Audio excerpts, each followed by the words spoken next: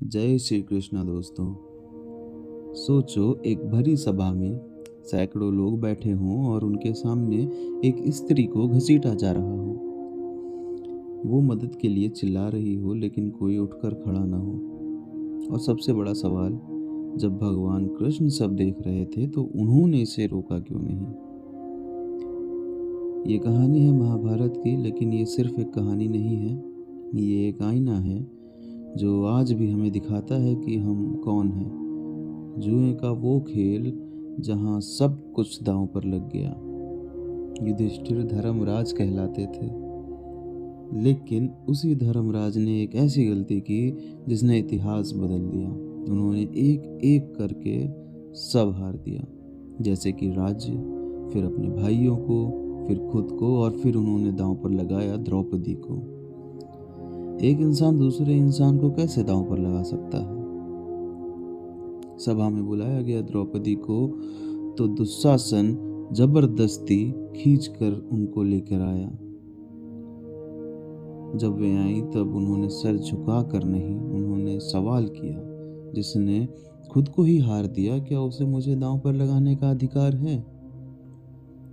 पूरी सभा खामोश, क्योंकि सच सब जानते थे लेकिन बोलने की हिम्मत किसी में नहीं थी। भीष्म चुप रहे, द्रोण भी चुप रहे। और यही सबसे खतरनाक पल होता है, जब गलत हो रहा हो और सही लोग चुप रहें। तभी दुशासन आगे बढ़ा और उसने द्रौपदी को खींचा। वो चिल्लाती रही, वो पुकारती रही, लेकिन कोई नहीं आया। द्रौपदी ने पहले इंसानों से उम्मीद रखी, लेकिन जब हर उम्मीद टूट गई तब उन्होंने अपने दोनों हाथ जोड़ दिए। अब वो लड़ नहीं रही थी, अब वह समर्पण कर चुकी थी और वो सिर्फ एक ही नाम ले रही थी, कृष्ण कृष्ण। और उसी पल कुछ ऐसा हुआ जो आज तक इतिहास में अमर है। जितना दुशासन खींचता गया उतनी ही साड़ी बढ़ती गई। वो थक गया, लेकिन साड़ी खत्म नहीं हुई, क्योंकि अब द्रौपदी अकेली नहीं थी। अब उनकी रक्षा स्वयं कृष्ण कर रहे थे। तो सवाल फिर वही है, कृष्ण पहले क्यों नहीं आए?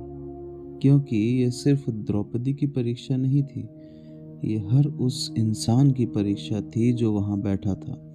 कृष्ण ये देखना चाहते थे कि कौन उठेगा, कौन सच के लिए खड़ा होगा, लेकिन कोई नहीं उठा। और जब इंसान फेल हो जाता है तब भगवान को आना पड़ता है।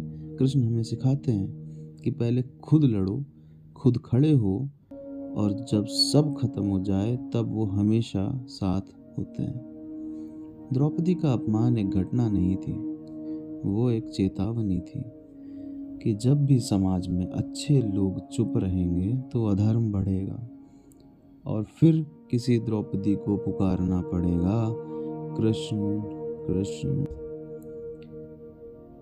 इसी के साथ ये कथा यहीं समाप्त होती है। मिलेंगे एक और दिव्य कहानी के साथ। तब तक ईश्वर का स्मरण करते रहिए और उन्हें अपने हर विचार में बसाए रखिए। जय श्री कृष्ण।